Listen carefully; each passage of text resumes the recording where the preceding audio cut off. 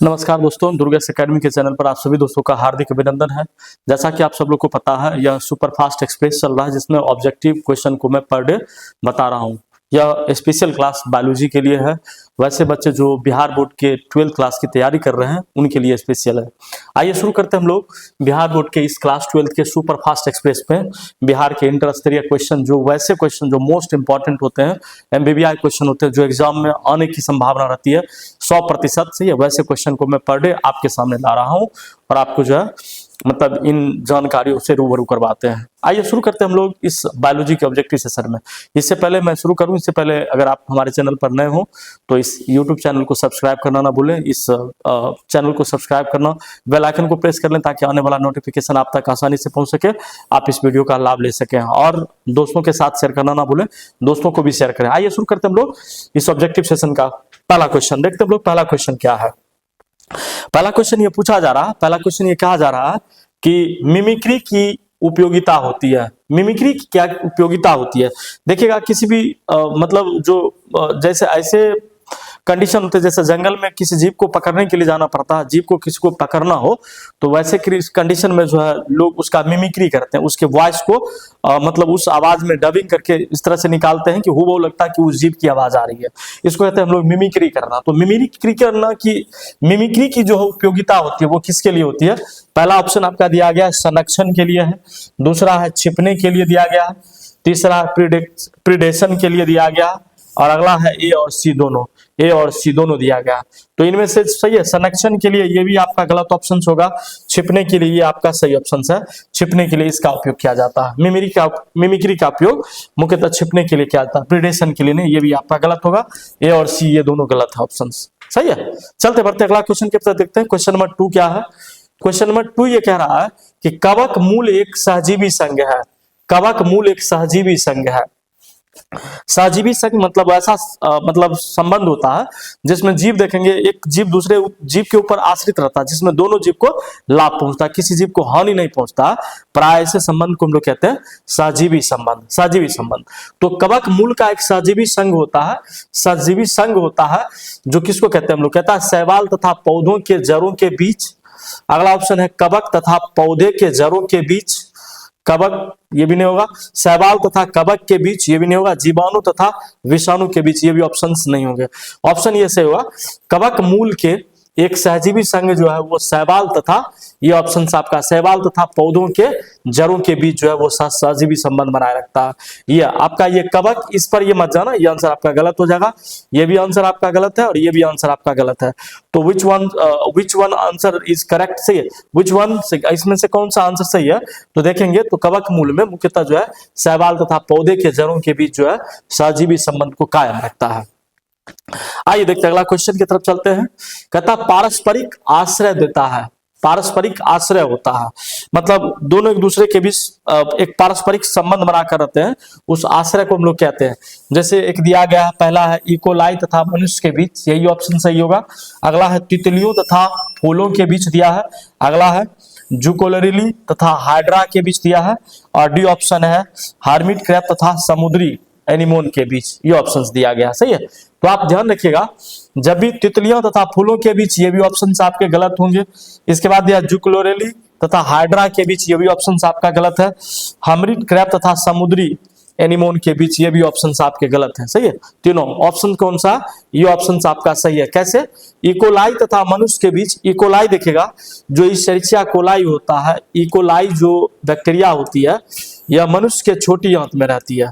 समझिएगा, मनुष्य की छोटी आंत में रहता और मनुष्य की छोटी आंत में रहकर सही है मनुष्य के साथ जो प्राय सजीवी संबंध को बनाए रखता है। सही है, इससे क्या होता है भोजन पाचन करने में, डाइजेशन करने में हेल्प मिलता है और प्लस जो है बैक्टीरिया का जीवन भी जो है छोटी आंत में चल जाती है और मनुष्य के लिए लाभदायक भूमिका भी निभाती है। सही है, तो इस प्रकार दोनों जो है मतलब एक पारस्परिक आश्रयदाता के रूप में काम करता है, इसलिए ऑप्शन नंबर ए जो है ये सही हुआ है। इकोलाई तथा जो मनुष्य के बीच जो है पारस्परिक आश्रय का संबंध होता है, इसको ध्यान रखिएगा, जो मनुष्य के छोटी आंत में रहता है। कभी कभी इस तरह से भी क्वेश्चन पूछ दिया जाता है कि इकोलाई रहता कहाँ, तो इकोलाई जो है वह मनुष्य के छोटी आंत में रहता है। सही, स्मॉल इंटेस्टाइन में रहा करता है। क्या बोला मैंने? छोटी आंत में रहता है। आइए देखते हैं क्वेश्चन नंबर 4। क्वेश्चन नंबर 4 ये कह रहा है कि मनुष्य वर्षा का मनुष्य गलत लिखा गया, अम्लीय लिखा जाएगा। अम्लीय अम्लीय वर्षा का पीएच मान, ऐसे मनुष्य वर्षा का पीएच मान नहीं होगा, अम्लीय वर्षा का पीएच मान होता है, सही है।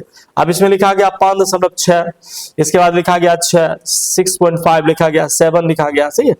तो देखिएगा बहुत कम रहता, 5.6 से भी कम रहता, तो इसमें सबसे कम ऑप्शन ये है, तो आपका ये ऑप्शन सही होगा।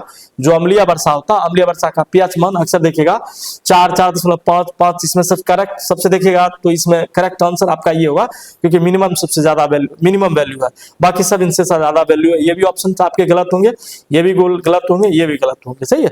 तो अम्लीय वर्षा का पीएच मान 5.6 के आसपास रहता, सही है, इसको ध्यान रखिएगा। देखते हैं अगला क्वेश्चन, क्वेश्चन नंबर जो है 5 क्या कह रहा है, कह रहा है कि फोटोकेमिकल स्मॉग में होता है, स्मॉग की फोटोकेमिकल स्मॉग में होता है। आप देखिएगा फोटोकेमिकल स्मॉग जो मतलब कोहरा तरह के रहता है, कोहरे के टाइप के रहता है, इसमें लिखा गया सल्फर डाइऑक्साइड, और इसके बाद दिया गया पेन तथा धुआं, यही ऑप्शन सही होगा। इसके बाद सल्फर डाइऑक्साइड, पेन तथा कह रहा है नाइट्रोजन के ऑक्साइड, सल्फर डाइऑक्साइड ये तो नहीं होगा, सल्फर ट्राइऑक्साइड है, सल्फर डाइऑक्साइड CO2 तथा हाइड्रोक्लोरिक ये भी नहीं होगा। ये पेन मतलब होता है पर एसिटाइल नाइट्रोजन कहते हैं इसको, सही है। तो ये पर नाइट्रोजन, ये सल्फर देखिए O3 ओजोन SO2 तथा हाइड्रोकार्बन दिया गया, ये भी ऑप्शंस आपके नहीं होंगे, सही है। और ये सल्फर ट्राइऑक्साइड ये तो नहीं रहेगा। जब भी फोटोकेमिकल स्मॉग की बात करेगा, सही है, तो उसमें देखिएगा सल्फर डाइऑक्साइड, पेन तथा धुआं, ये ऑप्शन आपका ये सही है, इस ऑप्शन में आप सही मारोगे, सही है, ये ऑप्शन आपका सही आंसर आएगा, इसमें आप टिक लगाना। सल्फर डाइऑक्साइड कभी नहीं होगा, सही है। फिर इसमें सल्फर डाइऑक्साइड, कार्बन डाइऑक्साइड, ये कार्बन डाइऑक्साइड भी नहीं आएगा, और ओजोन नहीं रहेगा, मुख्यतः ये आंसर आपका होगा। चलिए देखते क्वेश्चन नंबर अगला, क्वेश्चन 6 नंबर कह रहा कैपेसिटेशन एक प्राकृतिक क्रिया होती है जो होती है, कैपेसिटेशन एक प्राकृतिक क्रिया है जो होती है अधिवृषण में, मादा जनन मार्ग में, शुक्रवाहिनियों में, विरसन जालिका में, सही है। कैपेसिटेशन एक प्रोसेस होती है, एक प्रक्रिया होता है, इसका डिस्क्रिप्शन भी मैं अगले स्लाइड में दिया हूं, आप देखिएगा। कैपेसिटेशन एक प्रक्रिया होती है जिसमें क्या किया जाता है, मतलब एक क्षमता होती है जिसके अंदर, सही है, मतलब मनुष्य जो है मतलब यौन संबंध बनाने के लिए तैयार होता है, और मेल जो है अपना पेनिस फीमेल के योनि में डालता है, जिसकी वजह से क्या होता है, स्पर्म का मतलब स्पर्म जो है फेलोपियन ट्यूब में जो आसानी से मूव करता है, और फिर से वहां से निषेचन की प्रक्रिया हो जाती है, ठीक है। तो ये देखिएगा मादा का जो जनन मार्ग होता है इसमें होता है अधिवृषण में, ये आपका गलत ऑप्शन दिया गया, ये भी आपका गलत ऑप्शन, ये तो गलत है, ये भी विरसन जालिका में, ये भी आपका गलत ऑप्शन। तो कैपेसिटेशन प्रोसेस जो है एक प्राकृतिक क्रिया है जो मुख्यतः शुक्रवाहिनी में होती है, सॉरी शुक्रवाहिनी कहते हैं, मादा जनन मार्ग में होती है, सही है। जिसको मादा जनन मार्ग अगर देखेंगे तो फेलोपियन ट्यूब जो है मुख्यतः इसको लिया जाता है। आइए देखते हैं इसका डिस्क्रिप्शन, देखते हैं क्या होता है कैपेसिटेशन। मैंने बोला कैपेसिटेशन, सही है। कैपेसिटेशन को हिंदी में हम लोग कहते हैं क्षमतायान, मैंने बोला था क्षमतायान कहते हैं, सही है, मतलब कहते हैं। और यह क्या करता है, शुक्राणु को परिपक्व होने की वजह की वह अंतिम प्रक्रिया होती है जो उसे अंडे ओवम को निषेचित करने की क्षमता प्रदान करता है, जिसमें शुक्राणु की सतह पर कुछ प्रोटीन हटते हैं और यहाँ पर हाइपर एक्टिव HB देखिएगा होकर अंडे को भेदने के लिए तैयार होती है। यह प्रक्रिया मादा प्रजनन पथ में मैलाओं में जनन क्षेत्र में होती है, सही है, और निषेचन के लिए यह अत्यंत आवश्यक होती है। मुख्यतः मतलब मैंने ये बोला कि ये कैपेसिटेशन देखिएगा आप मैच्योर स्पर्म तो होती है, सही है, और मैच्योर स्पर्म होने के बाद, सही है, जब मतलब निषेचन की प्रक्रिया को प्रोसेस में लाया जाता है तो उससे मतलब कॉपुलेशन किया जाता है, तो फिर देखिएगा इसके लिए मादा के जो जनन मार्ग होते हैं, सही है, जिसको हम लोग मुख्यतः फेलोपियन ट्यूब ही ले लीजिए, वैजाना के अंदर, वैजाने के रास्ते से देखिएगा मतलब स्पर्म अंदर की ओर जाती है, लेकिन मुख्यतः देखिएगा फेलोपियन ट्यूब में इसको लिया जाता, सही है, इस प्रक्रिया के द्वारा। तो ये मादा प्रजनन पथ जो है ये जनन क्षेत्र के लिए उत्तरदायी होता है कैपेसिटेशन में, इसको आप ध्यान रखिएगा। चलिए देखते हैं हम लोग क्वेश्चन अगला, कहता निम्नलिखित में से कौन गर्भाशय के स्तर में प्रत्यारोपित होती है, गर्भाशय के स्तर में कौन प्रत्यारोपित होती है, सही है। तो गर्भाशय के स्तर में आप देखेंगे तो मुख्यतः देखिएगा एक स्पर्म रहता है, एक ओवम रहता है, ये स्पर्म आपका है और ये आपका ओवम है, ओवम मतलब अंडाणु, शुक्राणु अंडाणु होती है, दोनों जो है एक दूसरे के नजदीक आती है, फर्टिलाइजेशन प्रोसेस स्टार्ट होता है, सही है। फर्टिलाइजेशन प्रोसेस होता है तो एक स्ट्रक्चर बनती है, दो वाला संरचना, दो एंड संरचना, जिसको हम लोग जायगोट कहते हैं, युग्मनज कहा जाता है, सही है, युग्मनज कहिएगा। यह युग्मनज बड़ा होता है मतलब 4 सेल बना लेता है, फिर देखिएगा 8 सेल बन जाती है, 8 सेल के बाद देखिएगा फिर आप 16 सेल बन जाती है। इस 16 सेल के स्टेज को ही हम लोग कहते हैं मॉरूला। ये भी क्वेश्चन पूछा जाता है 16 सेल वाले अवस्था को क्या कहते हैं, तो मुख्यतः देखिएगा इसको मॉरूला बोला जाता है। यह 16 सेल स्टेज होता है। गैस्ट्रुला में देखिएगा 3 जर्मिनल लेयर तक पहुंच जाता है। तो मुख्यतः देखिएगा जो ये सेल होता है, जैसे सेल बनेगा धीरे धीरे देखिएगा आप सेल पूरी तरह बनते जाता है। ये ब्लास्टोसिस्ट का एक लेथरा विदिन 1 वीक, 1 सप्ताह के अंदर पूरा ये सेल बन जाता है। और यही सेल जो है मतलब ब्लास्टोसिस्ट कहलाता है। ब्लास्टोसिल्स अंदर में जगह होती है, ये सेल ब्लास्टोसिस्ट कहलाता है। सही है, तो ये देखिएगा मतलब प्रत्यारोपण के लिए ये तैयार होती है। तो मुख्यतः देखिएगा मॉरूला, ये आपका ऑप्शन गलत हो जाएगा। गैस्ट्रुला जो है गैस्ट्रा लिखा गया, गैस्ट्रुला ये ऑप्शंस भी आपका गलत है। युग्मनज ये भी आपका गलत है। ये ब्लास्टोसिस्ट जो है ये सेल मतलब 1 सप्ताह में जब निषेचन हो जाती है, जब निषेचन होने के बाद विदिन 1 वीक से 1 सप्ताह के अंदर जो है मतलब पूरा सेल डेवलप कर जाता है। 72 सेल स्टेज आ जाते हैं, जिस 72 सेल स्टेज में देखिएगा ब्लास्टोसिस्ट नामक सेल बनता है। सेल का एक लोथरा बनता है जो इंडोमेट्रियम की दीवार में प्रत्यारोपित होती है। इंडोमेट्रियम की दीवार में जाकर अंतःस्थापित हो जाती है गर्भाशय की दीवार में, जहां से फिर से गर्भाशय प्रेगनेंसी पीरियड प्रारंभ हो जाती है। सही है, इसको ध्यान रखना। तो मुख्यतः देखिएगा गर्भाशय के स्तर में जो है ब्लास्टोसिस्ट इम्प्लांट करता है, इसको ध्यान रखिएगा। चलते देखते अगला क्वेश्चन की तरफ। सही है, इसका डिस्क्रिप्शन भी दिया हुआ है, बिल्कुल दिया हुआ।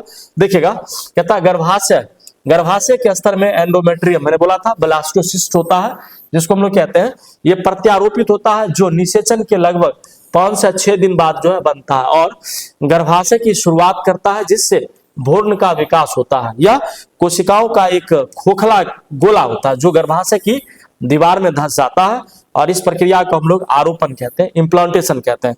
मतलब ब्लास्टोसिस्ट का गर्भाशय में अंतः विक्षिप्त अंतः रोपित हो जाना ही कहलाता है। कौन चीज? आरोपण कहते हैं, जिसको इंग्लिश में हम लोग इम्प्लांटेशन कहते हैं। अब कह रहा है कि ब्लास्टोसिस्ट क्या है। ब्लास्टोसिस्ट देखिएगा यह भ्रूण के विकास की एक शुरुआती अवस्था होती है। एक भ्रूण की विकास की शुरुआती अवस्था होती है जो निषेचन के 5-6 दिन बाद जो है गर्भाशय की दीवार में प्रत्यारोपित होती है। बिल्कुल सही मैंने ये बताया। इंडोमेट्रियम की दीवार देखेंगे, इंडोमेट्रियम की दीवार यह गर्भाशय की आंतरिक परत होती है। सही है, गर्भाशय की आंतरिक परत होती है, जहां पर देखिएगा ब्लास्टोसिस्ट प्रत्यारोपित हो जाती है। मतलब आप अगर यहां पर देखेंगे तो इस तरह से ये गर्भाशय की दीवार रहती है, बगल से फैलोपियन ट्यूब रहती है, इस तरह से ये निकलता है। ये जो दीवार होती है यहाँ पर, ये फैलोपियन ट्यूब इधर से, ये जो दीवार होती है फंडस इसको कहते हैं, ये इंडोमेट्रियम की दीवार कहलाती है। इसी इंडोमेट्रियम की दीवार में जो है मतलब ब्लास्टोसिस्ट इम्प्लांटेशन करता है और अंत स्थापित हो जाता है। तो ये रखेगा एंडोमेट्रियम की दीवार कहते हैं। चलते देखते अगला क्वेश्चन की तरफ। क्वेश्चन नंबर 8 कह रहा है मानव भ्रूण संरक्षित रहता है।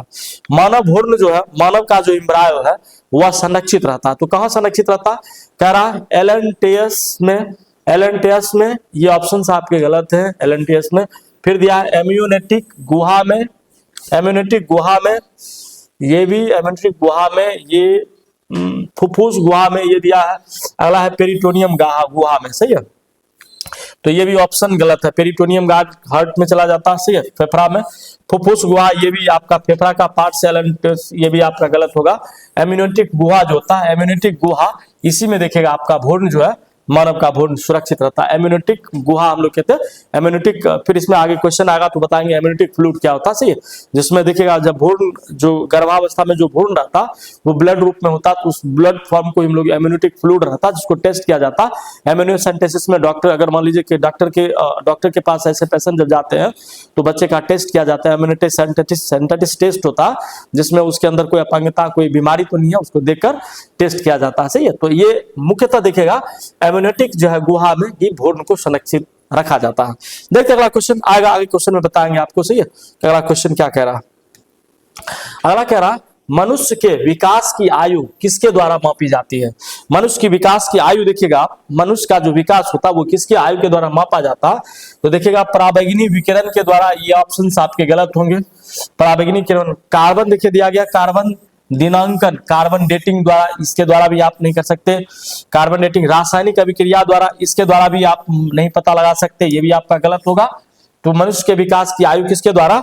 ये रेडियोधर्मी दिनांकन किया जाता है, या रेडियोधर्मी डेटिंग द्वारा। इसी को कार्बन 14 पद्धति भी बोला जाता है। सही है, कार्बन 14 पद्धति, ये प्रोसेस होती है, प्रक्रिया होती है, जिसके द्वारा हम लोग मनुष्य की आयु को माप सकते हैं। कौन सा?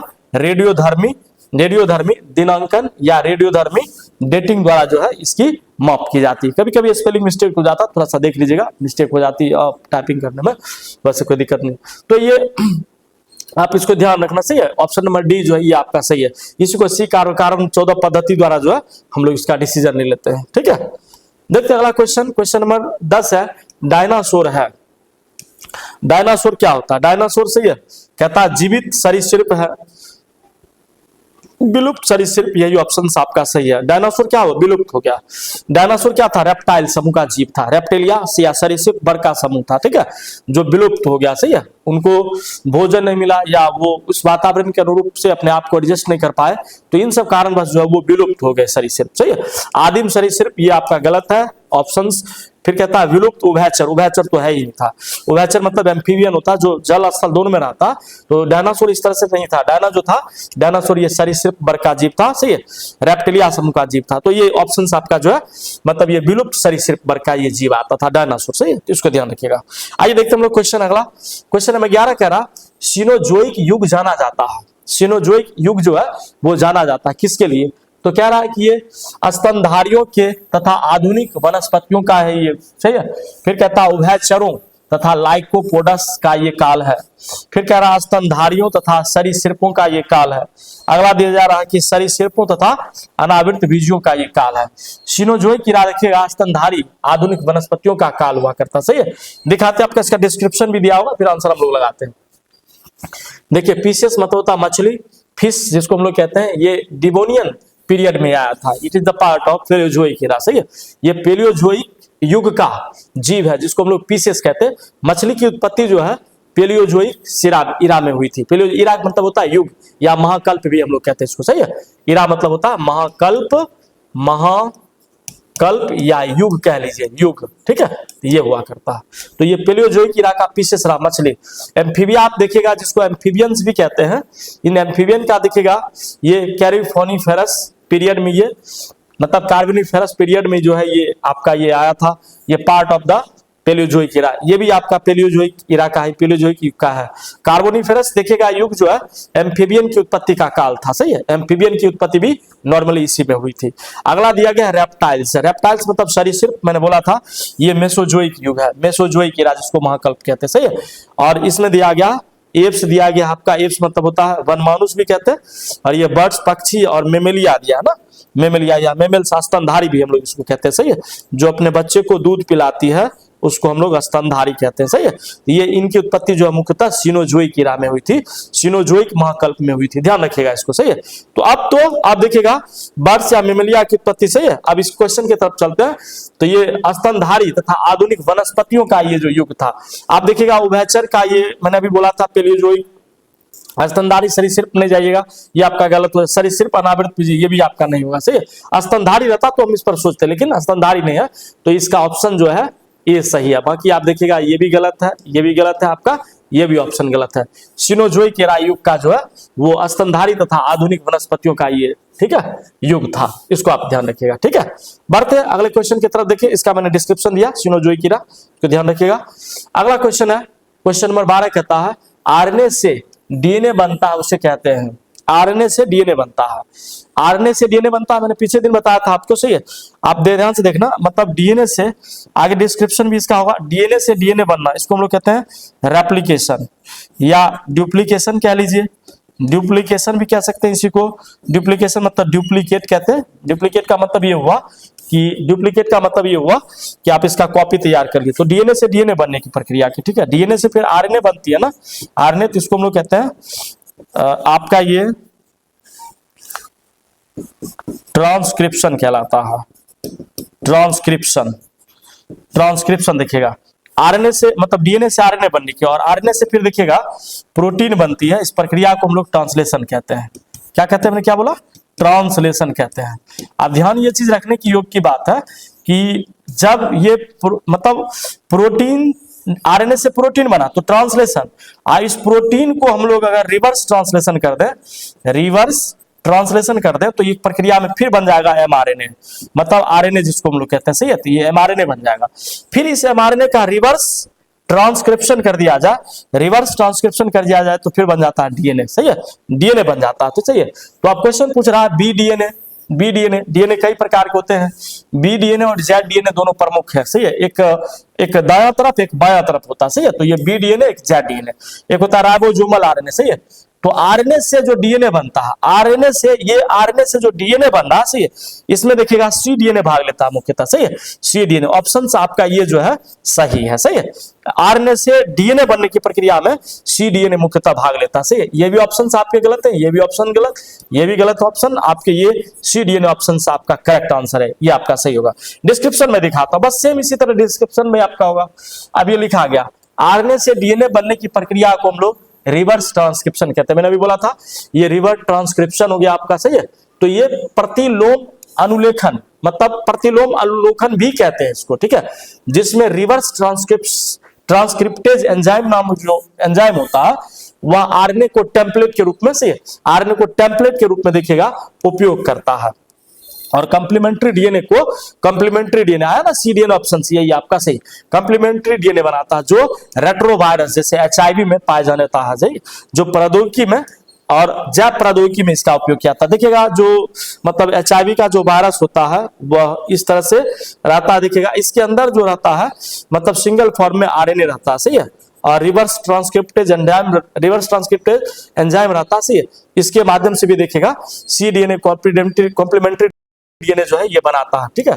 तो ये मुख्यतः आपका भाग लेगा। तो आंसर में देखिएगा नॉर्मली जो है ये आपका ऑप्शन ये जो है आपका सही होगा, ये मैंने बोला था सी डीएनए, ठीक है।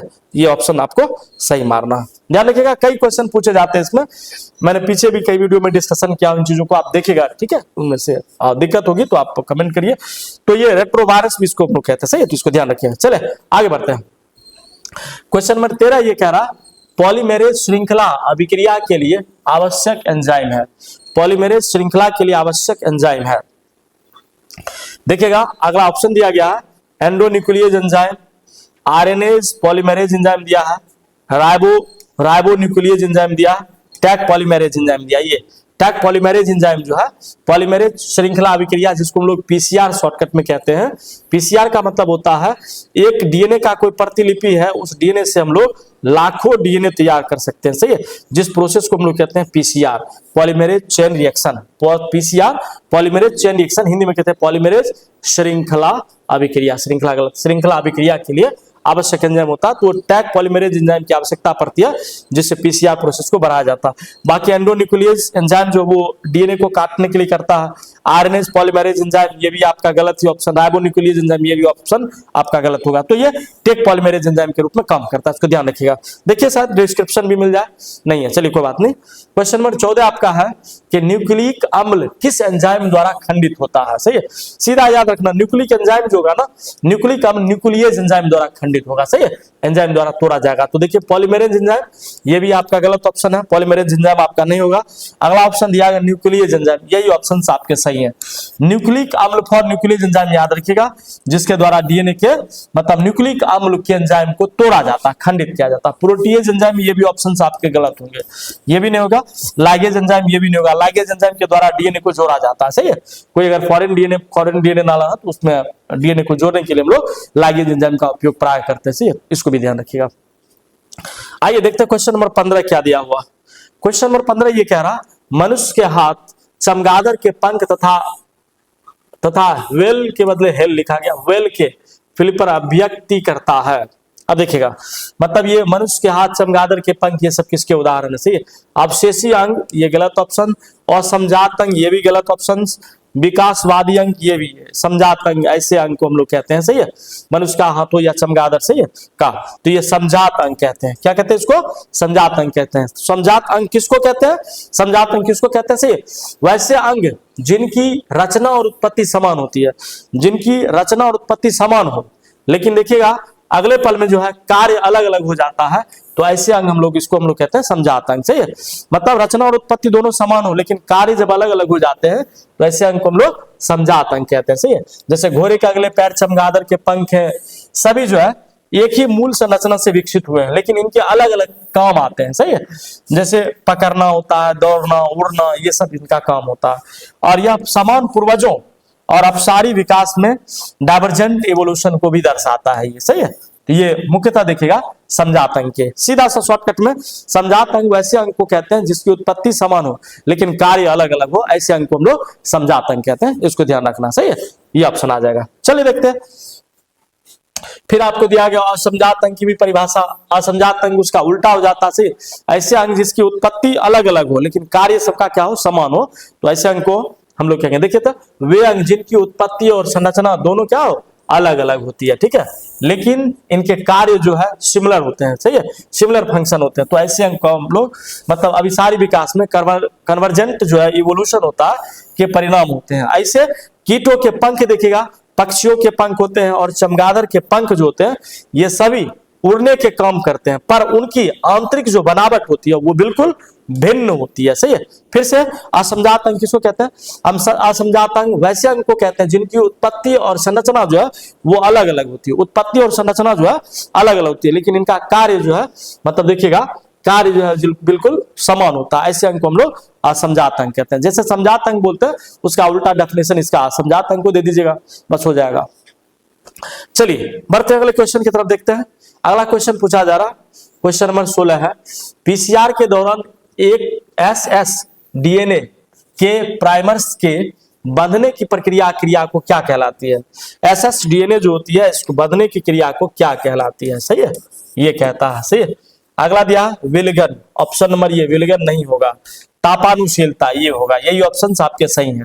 मतलब पीसीआर तकनीक के दौरान जो एसएस डीएनए होता है जो प्राइमर्स के रूप में बंधने के काम में होता है वो तापानुशीलता कहलाती है। तापानुशीलता प्रक्रिया के द्वारा विकृतीकरण या निष्क्रियकरण ये भी ऑप्शंस आपके गलत है, बहुलीकरण ये भी ऑप्शंस आपके गलत है, मतलब ये सारे ऑप्शंस आपके गलत है।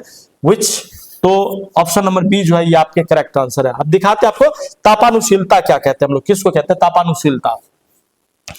पीसीआर पॉलीमेरेज चेन रिएक्शन तकनीक के दौरान हम लोग एसएस डीएनए, क्या बोला हमने, एसएस डीएनए मतलब देखिएगा सिंगल स्टैंडर्ड कहते हैं, क्या चीज बोलिएगा, एसएस सिंगल स्टैंडर्ड डीएनए।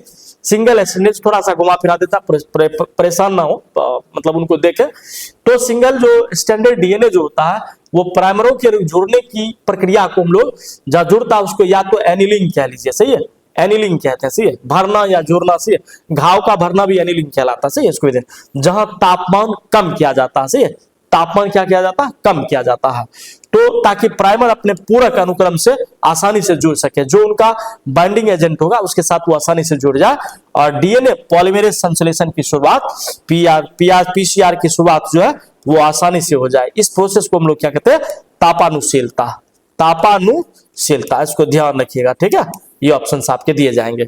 ये पीछे वाला ऑप्शन में ये आपका दिया गया तापानुशीलता।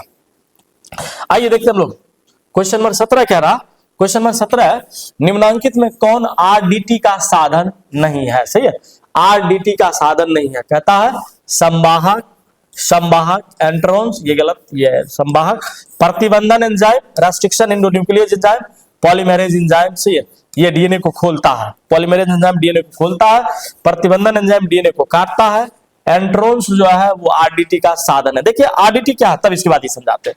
देखिए आरडीटी कहता है पुनर्योज डीएनए प्रौद्योगिकी, पुनर्योग उसे कहते हैं, सही है, रिकॉम्बिनेंट डीएनए टेक्नोलॉजी। आरडीटी का मतलब क्या हुआ, रिकॉम्बिनेंट डीएनए टेक्नोलॉजी, उसे कहते हैं पुनर्योग डीएनए प्रौद्योगिकी के साधनों में हम लोग संवाहक, वेक्टर्स, प्रतिबंधन एंजाइम, रेस्ट्रिक्शन एंजाइम्स और पॉलीमेरेज एंजाइम जो है इन सबको शामिल किया जाता है, इन सबको, जबकि एंट्रॉन्स जो है इनको शामिल आरडीटी का साधन नहीं है, सही है, तो ये ऑप्शन आपके सही है, सही है, ये वाला ऑप्शन। और वे जीन के गैर कोडिंग भाग होते हैं जिन्हें हम लोग स्प्लाइसिंग के दौरान हटा दिया जाता है, जो गैर कोडिंग होते हैं सही उनको हटा दिया जाता है, सही है। तो मुख्यतः आप तो अब समझ गए होंगे कि निम्नलिखित में कौन आरडीटी का मतलब रिकॉम्बिनेंट डीएनए टेक्नोलॉजी का साधन नहीं है, कौन, एंट्रॉन्स जो है ये इसका साधन नहीं है। ये ऑप्शंस आपके सही होंगे, बाकी ये सब आपके गलत ऑप्शंस है, इसको ध्यान रखिएगा। चलिए क्वेश्चन देखते हैं हम लोग 18 की तरफ। क्वेश्चन नंबर 18 कह रहा ट्रैक पॉलीमेरेज एंजाइम प्राप्त होता है, ट्रैक पॉलीमेरेज एंजाइम प्राप्त होता है, आपका ऑप्शन दिया गया थर्मस ऑक्वाटिस द्वारा, फिर अगला ऑप्शन दिया गया है एग्रोबैक्टीरियम ट्यूमिफेसियंस द्वारा, फिर दिया ट्राइकोडर्मा ऑक्यूबाइटिका द्वारा, ए और सी दोनों ऑप्शन दिया गया है, ए और सी दोनों ऑप्शन दिया गया। देख लीजिए थोड़ा सा इसका डिस्क्रिप्शन आपका नहीं है तो बेसिकली देखिएगा, थर्मस एक्वाटिक्स द्वारा, एग्रोबैक्टीरियम ट्यूमिफेसेंस द्वारा, ट्राइकोडर्मा और एक्वाटिका द्वारा, ए और सी दोनों दिया गया। सही है, ए और सी ऑप्शंस ए और सी देखिएगा, ये और ये ट्राइकोथर्मा एक्वाटिका ये दोनों सही है। सही है, ऑप्शन आप लगाइए, ये जो आपका सही होगा, ए और सी दोनों सही है। तो देखिएगा थर्मस एक्वाटिका और ट्रैक पॉलीमरेज, एग्रोबैक्टीरियम ट्यूमिफेसियंस ये नहीं ऑप्शन सही है, ये सही है, ट्राइकोडर्मा एक्वाटिका द्वारा। आइए देखते हम लोग अगला क्वेश्चन की तरफ देखते हैं। क्वेश्चन नंबर 19 क्या है? क्वेश्चन नंबर 19 है, विश्व स्वास्थ्य दिवस हर वर्ष मनाया जाता है। विश्व स्वास्थ्य दिवस हर वर्ष मनाया जाता है 7 मार्च को नहीं, ये 7 अप्रैल, ये ऑप्शन आपके सही है। 7 अप्रैल को हम लोग विश्व स्वास्थ्य दिवस मनाते हैं। ये ऑप्शन फिर आपका गलत हो जाएगा, ये भी ऑप्शन गलत है। 7 जुलाई ये ऑप्शन तो आपका गलत ही है। सही है, ये चलिए देखते हैं हम लोग क्वेश्चन नंबर 20। क्वेश्चन नंबर 20 क्या रहा? एमिनियोसेंटेसिस द्वारा विश्लेषण होता है। पिछले क्वेश्चन में हम लोग पढ़े थे, उसी का मैंने बताया था आपको, अगर क्वेश्चन आएगा तो बताएंगे। ये ऑप्शन सी नंबर है, इसका ऑप्शन देखिए यहाँ लिखा गया है।